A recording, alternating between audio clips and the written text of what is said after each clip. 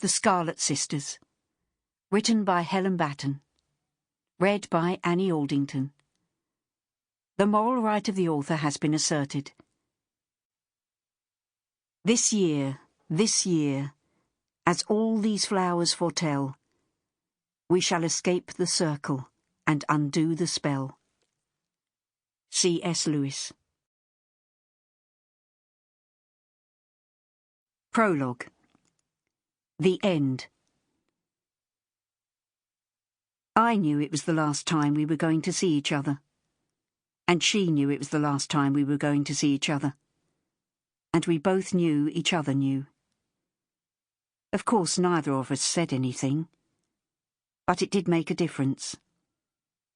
Our conversation was less flippant, more direct. And in between our bursts of talking, I held her hand tight, stroked it, kissed it, and told her I loved her over and over again. I'd got the phone call from Mum first thing in the morning. "You'd better go and see Nana quick. I think this is it." Mum went on to fret because it wasn't visiting time, but I'd had plenty of experience of hospitals and nurses. "No one's going to stop me from seeing Nana. Just let them try." I was 11 weeks pregnant with my third child, and as sick as if I was a tiny boat tossing around in an ocean storm. But I dressed with care. If I didn't hurry, Nana might die before I got there. But then I knew the sight of a messy granddaughter would do nothing for her state of health. What if her last sight of me was looking unpressed? I worried about hauntings. I took out a designer pencil skirt that I had purchased from a West London charity shop, and I was relieved when I managed to zip my new bump into it. Then I added a plain, stretchy black shirt, and completed the outfit with red wedge sandals. Sophisticated and understated. It was not necessarily my normal look, but I knew it would please her. And as I walked into the intensive care unit, feeling at home with the beeping monitors and resuscitation unit stashed in the corner, glaring at the nurses and daring them to stop me, Nana took off her oxygen mask and looked me up and down with a smile.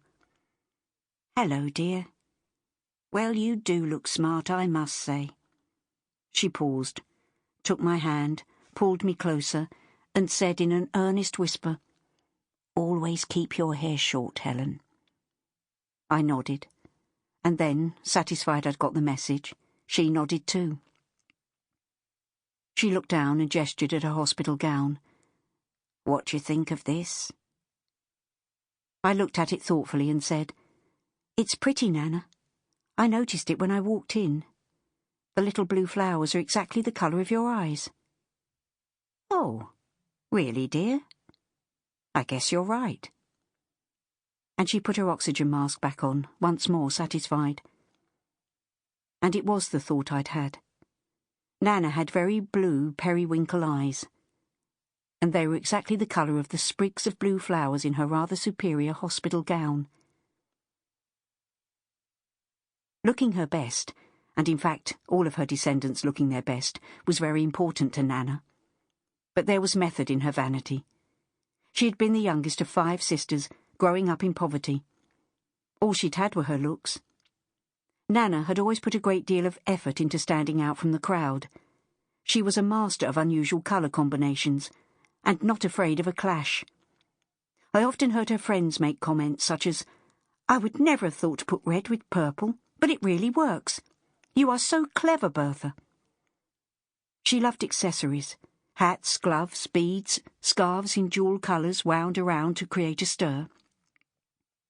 She had an air of glamour about her, although the money her husband had made had all been lost by the time I came into the world. So it was left to her children, and eventually her grandchildren, to indulge her. With one of my first pay packets, I bought her a scarf from Liberty's. I thought its swirly autumn colours would look beautiful against her fair skin. The next time I saw it, it was wrapped around my Nana's head as an elaborate turban. She'd chopped it up, taken a sewing machine and some stuffing to it, completed the look with a brooch and feather, and used it to create a splash at my brother's wedding. Sample complete. Ready to continue?